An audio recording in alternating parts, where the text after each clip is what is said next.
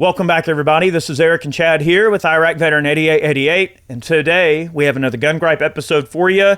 We're going to be talking about the Bipartisan Safer Communities Act.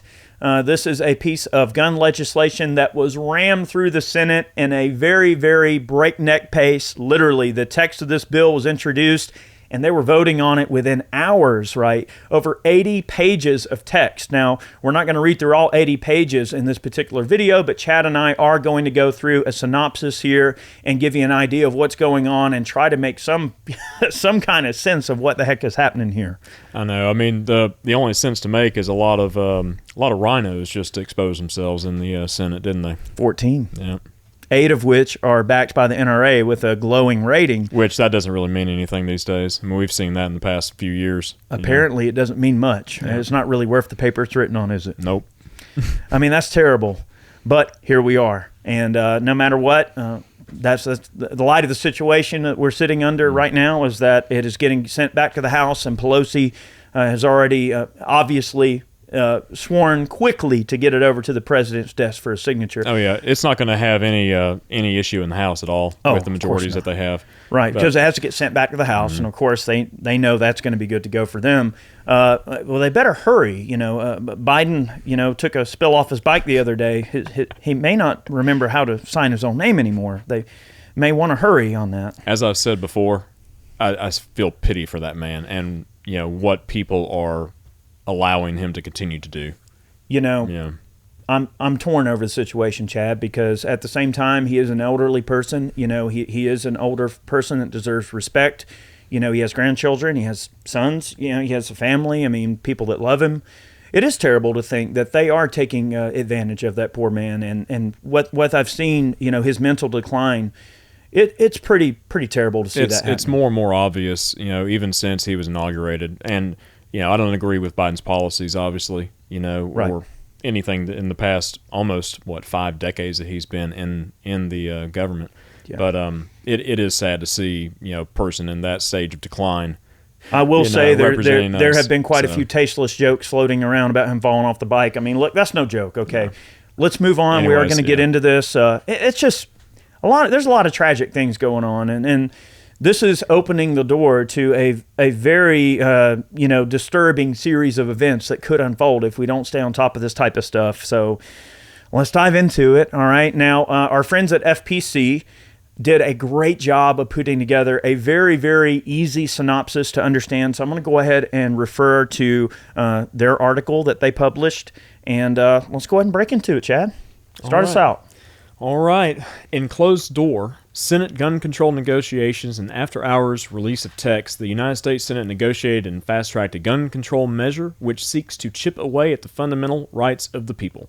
The 80-page proposal seeks to chill the right to keep and bear arms by incentivizing local disarmament proceedings, which are red flag laws, of which many states currently employ secret ex parte hearings, massive penalties, and penalty enhancement, age discrimination against young adults, and an aggressive attack on peaceable conduct among other assaults on the right.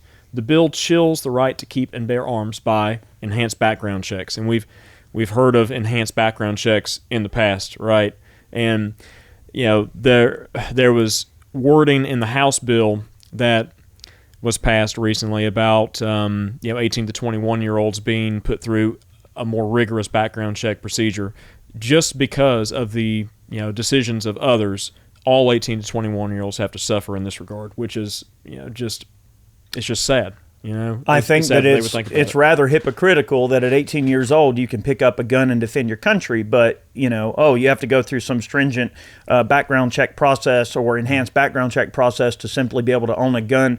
All right, you're 18 years old, you're out of the house, you fall in love with a woman, you marry her, y'all get pregnant.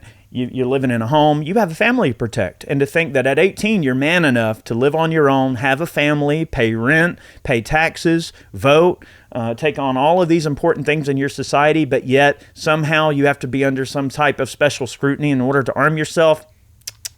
Mm-hmm. No, sir, I ain't dealing with that at all. Mm-hmm. So part of the enhanced background checks, it is seeking juvenile records for purchasers under 21, requires the engagement of numerous agencies, and will cause delays to access to the right. Up to 10 days is what is in the bill, in the text.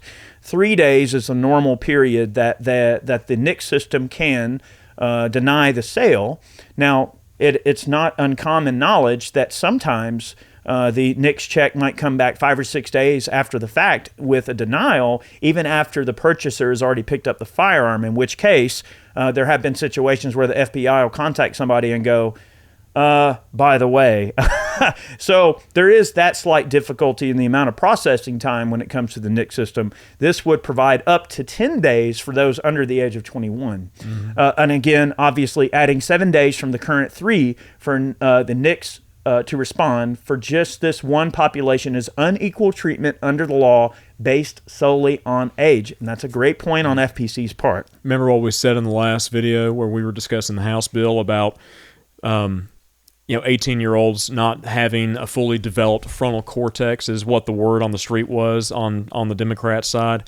But then when you turn the story around and you say, okay, well, if their frontal cortexes aren't developed enough to own a firearm, then they're obviously not developed enough to vote, which there's been numerous cases for the voting age to be lowered to like 16, which is just insane. It's just very hypocritical. Oh, but you can change your gender at 3, though. Of course you can. Of course their brains are developed enough to understand what gender they want to be. We won't go there. But it's just a party full of hypocrites, man. It really is. So let's talk about red flag laws, Chad. All right. So initially on the word on the street was that there was going to be federal level red flag laws, but obviously that wasn't going to gain enough muster to get passed. But allowing the states to enact their own red flag confiscation orders, that was able to get these senators on board and get this rammed through the Senate.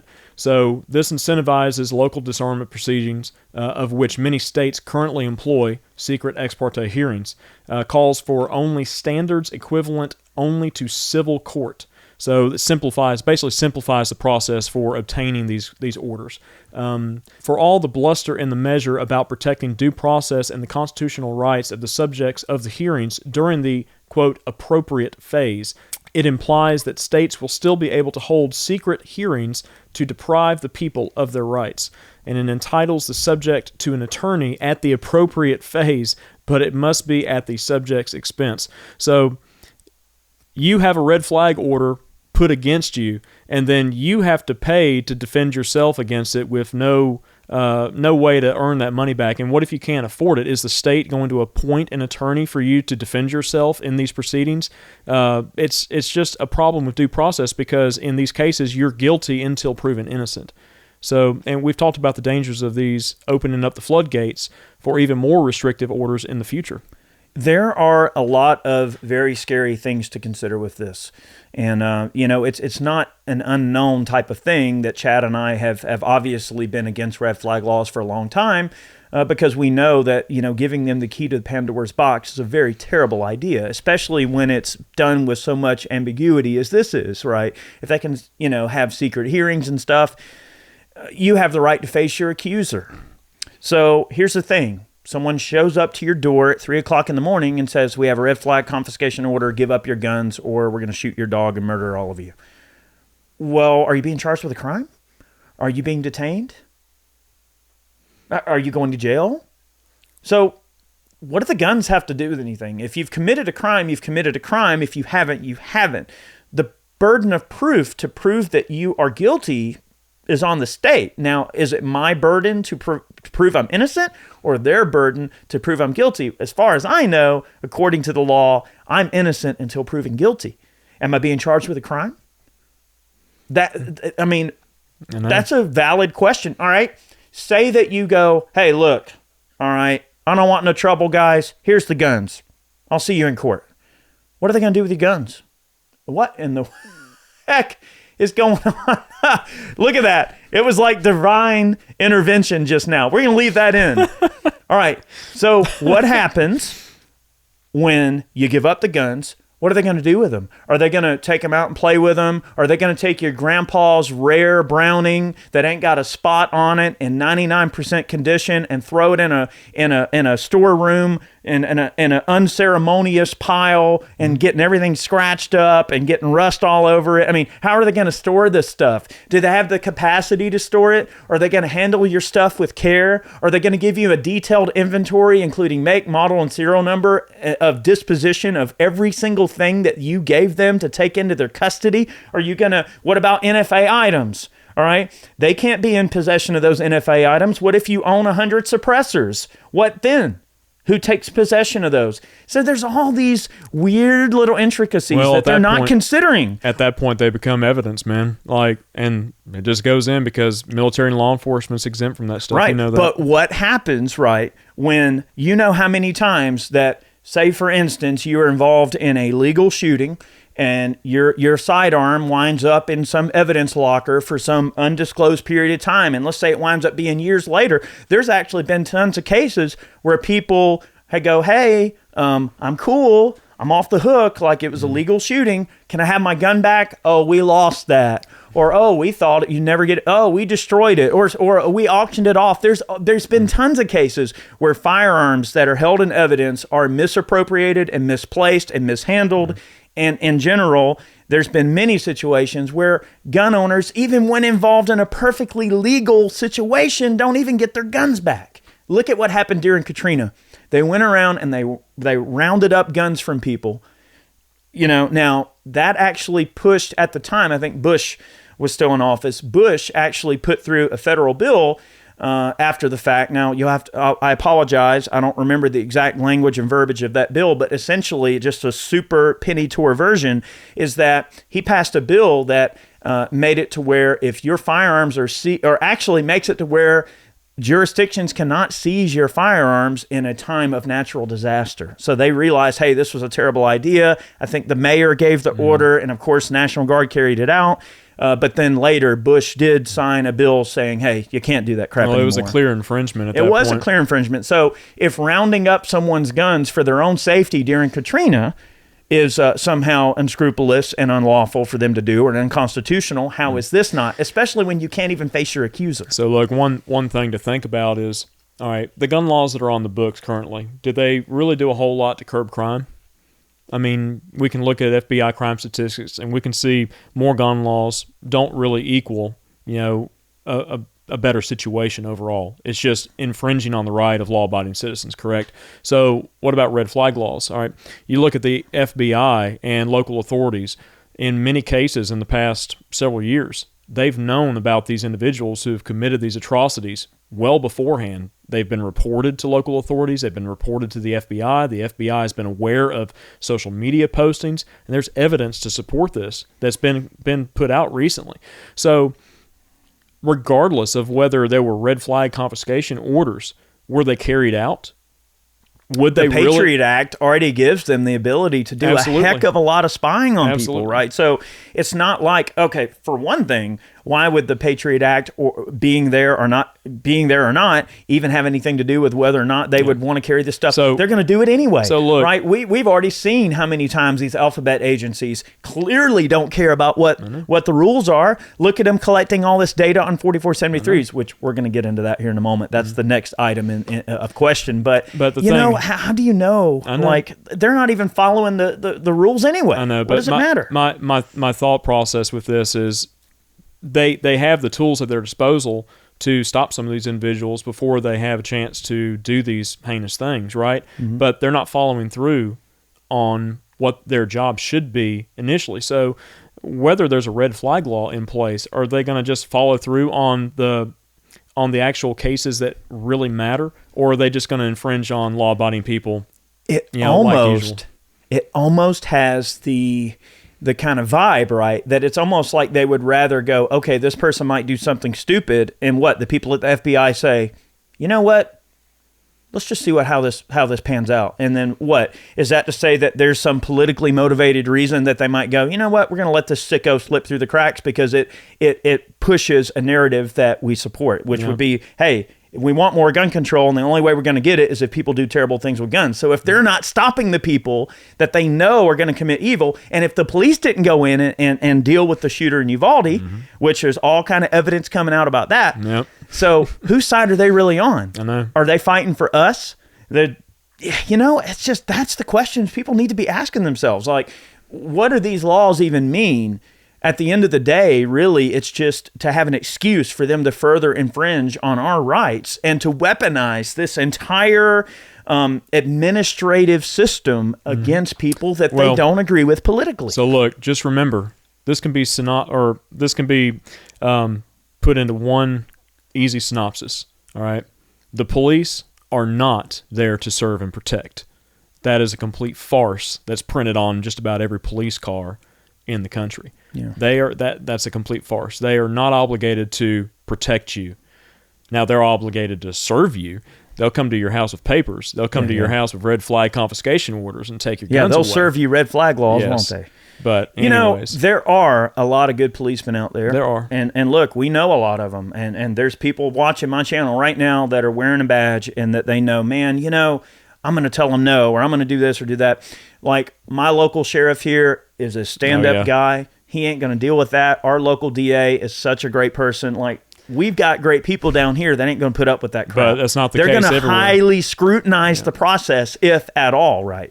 But there are jurisdictions where they would happily weaponize this system against people that own guns just by virtue of going, well, you know what? If we have an opportunity to get the guns, we're going to take the guns. Look at all the look at when the gun debate strikes back up again, and look at all the police chiefs and sheriffs that come out on the pro-gun side, but also look at the ones that come out from like inner cities and things on the anti-gun side of things. Police are a microcosm of society, just like anything else, and just like you have pro-gun people, you have anti-gun people, and the same can be said for those who serve in government. Even, I guarantee you, there's some FBI agent or ATF agent watching our videos right now that's going, I'm one of the good ones. Man, I feel slighted. Well, look, I know there's some good people out there. I mean, look at our IOI. She's awesome, right? Like, there are good people out there that are trying to do the right thing. So it's not fair to cast such a large blanket over the situation. You have to understand that the government is a microcosm of society, and society is diverse. And that diverse society, is going to have some opposing views. Now, many of us, I'm one of them, I strongly believe the majority of them hate us. But there's always that little glimmer of hope that maybe there are some people that are principled and trying to do the right thing. Well, if we keep going down this road with bills like this, just the constant chipping away of our rights, this was not a compromise at all. They say bipartisan compromise. We did not get anything in return on the pro-gun side. This is all anti-gun legislation that's coming down. So at what point, are we going to be without the ability to defend ourselves and have to rely on the police, which aren't going to be there to serve and protect, right? So I don't want to get to that point, and that's why we make these videos, right? Oh yeah, so. And I think it's clear to say that we've covered the red flag stuff. It's a very bad idea. They're trying to do away with the boyfriend loophole and all this nonsense. There's going to be a series of links in the description box below. I'm going to include the FPC link. Also, Eric Pratt made some great statements yesterday. I'm going to put some links to those in the description box below to the GOA website.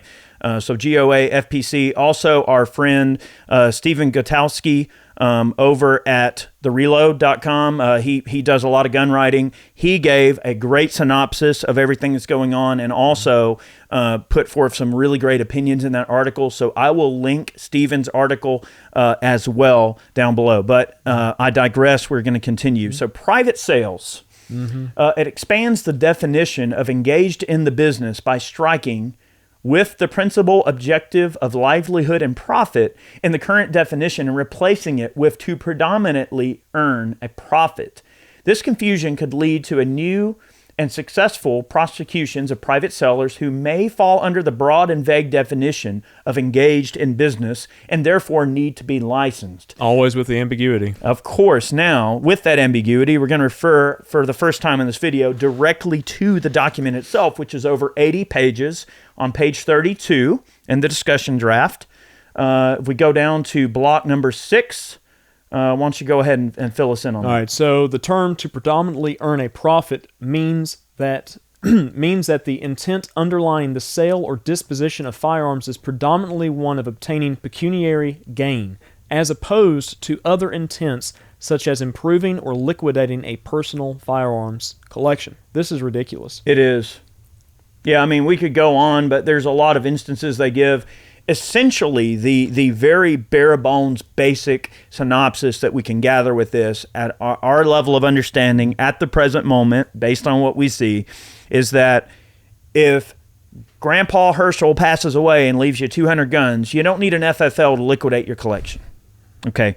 Now, if you're the kind of person that maybe you have some spare money and you go around and you go to gun shops and go, oh, cool, that's a great deal. I can sell this and make some money on it. If you're doing that on a regular basis, they probably want you to have an FFL. But listen, to be clear, that's been that way all along. This does not change anything in terms of the requirements for what it takes to get an FFL or not has been in the past, right? So this isn't really anything new. They kind of reworded it, but at the end of the day, it's kind of really just the same thing, isn't it? I think they reworded it in order to give a little bit more jurisdiction in this realm. That way they could pull more individuals who are sort of in the business of selling and making a profit off firearms in order to get them to have an FFL, and at that point you got background checks, right? Yeah. You've got a paperwork trail of all those firearms. This is leading to national background checks, universal background expanded checks. Universal background checks. Because if everybody that sold guns in any sort of quantity had to have an FFL,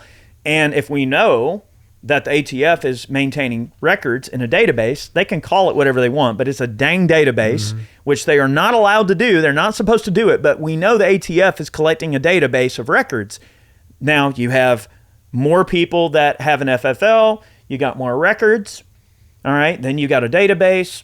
All right, what happens one day when they say, you know what, we're getting tired of this, we want to go collect all the guns? Now, obviously, here's the thing. We have to break down what could happen, right? Now, is that what they're going to do? Maybe not. Who knows? But do you really trust what their intentions are? And you have to remember, at the end of the day, this all comes down to trust.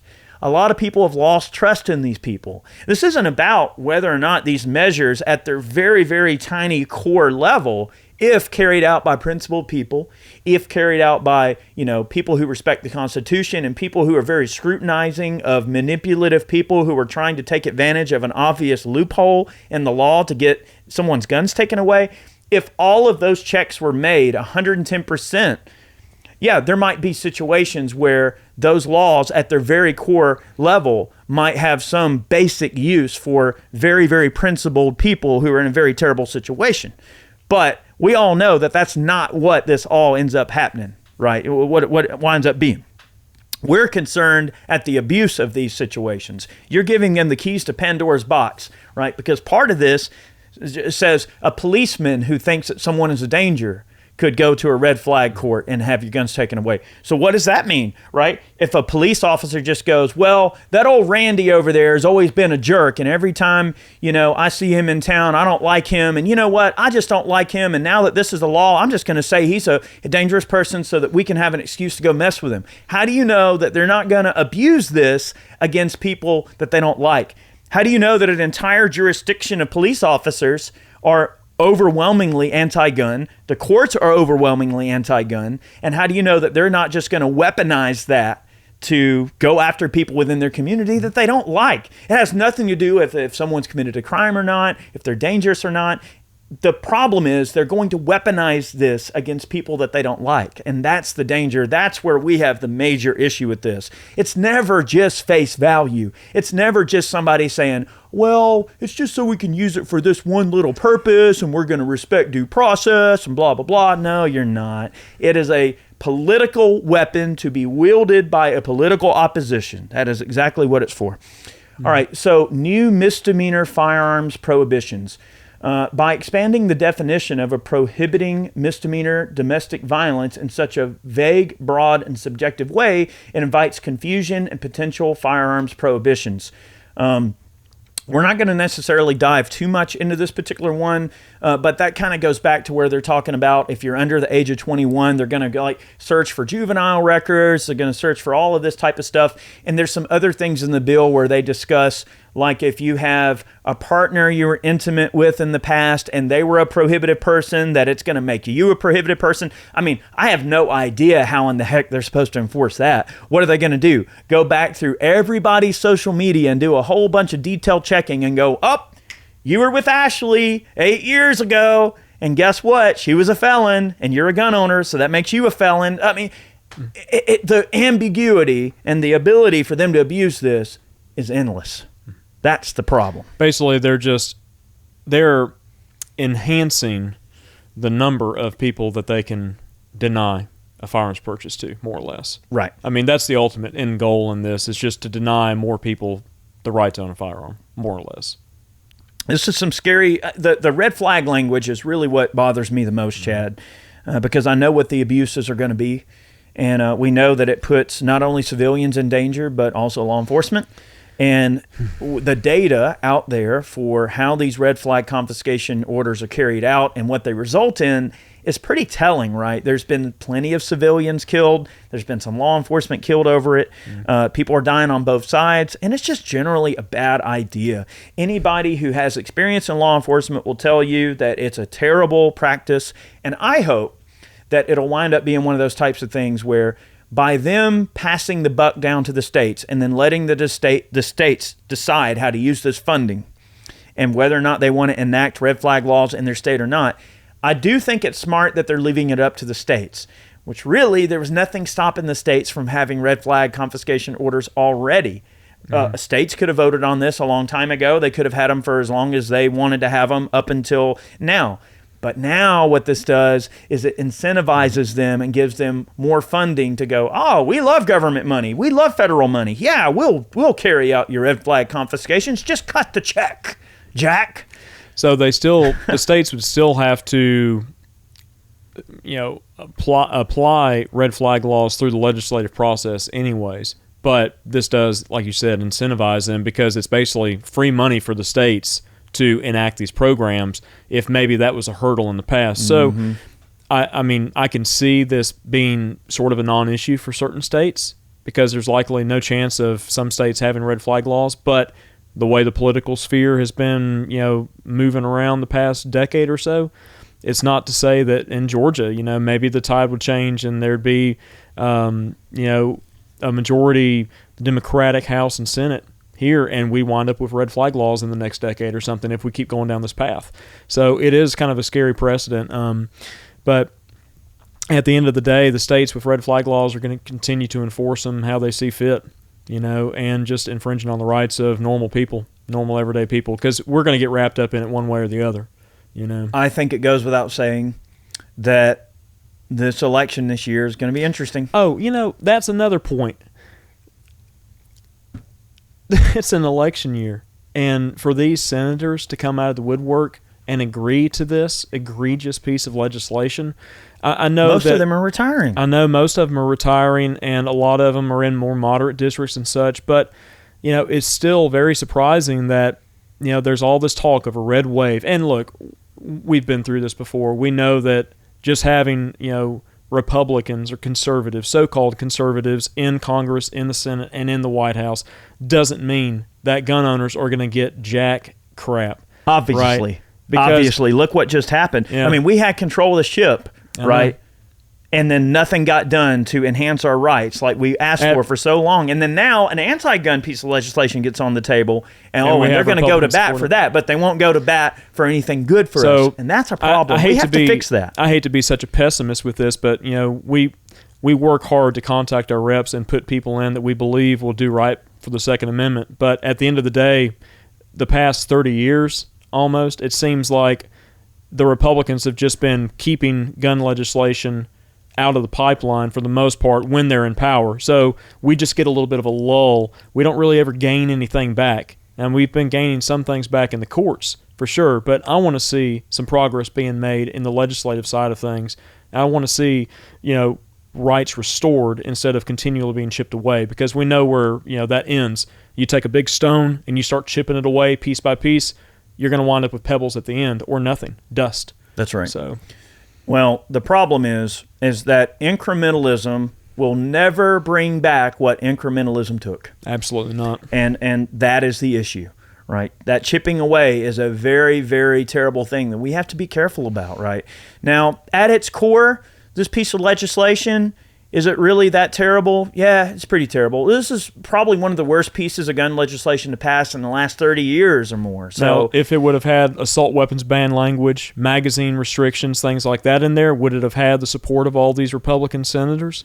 Likely not. So this is just little tiny piece of the puzzle. Oh, you better believe the next one's going to have that in it, though. So now that they know these weak-kneed Republicans will, acquiesce to their requests and just be the lapdogs they want them to be, they're going to go, well, the next time around we'll get what we want. Especially those who aren't running again. I mean, what damage can they do if they get this, more in during this session? It's scary indeed. It is. Oh. We'll put all the links to these articles in the description box below. Let us know your thoughts. This is pretty terrible. It's a black eye, but you know what? We can move past it. Listen, it's more important now than ever to get involved in your local state affairs and what's going on, right? If your state doesn't have red flag laws, you need to make sure you're contacting all your state representatives and telling them, we do not want red flag laws. Tell the feds they can keep their filthy money, right? We don't want your dang money. We want our freedom. And it's very important that the states maintain their principles and not enact red flag laws. So now it's up to the states and all these various state battles, just like the battles for carry reciprocity, right? Constitutional carry. Georgia was the 25th state to pass constitutional carry. Hurrah, that's great. But now, especially here in Georgia, we have to fight hard to make sure that the legislature understands that we do not want red flag laws in our state. And right now, it's up to the states. So that's where the battle is being shifted to. We're going to fight it tooth and nail. That's what we're going to do. Join GOA. We'd love to have your support here in Georgia. Also, our guys at FPC doing wonderful work. Definitely don't want to disclude them. I love their synopsis here. All these folks are doing such wonderful work, and we appreciate the support. Have yourselves a great day. Many more videos on the way. Chad and I have been traveling, and we got a lot of stuff going on. And, it's been a very hectic month for us. But I promise we're putting out content as readily and efficiently as we possibly can. And I really appreciate all the support from you. So, I'm about to take a nap. I know. It's been a rough couple of weeks, man. So those of you who are still here, we just brought home our 4th child. So that's why I'm, like, man, Chad looks tired. Yeah, we're tired. Yeah, where's Chad been? He's been taking care of that baby. All right. Have a good one. Many more on the way. We'll see you soon.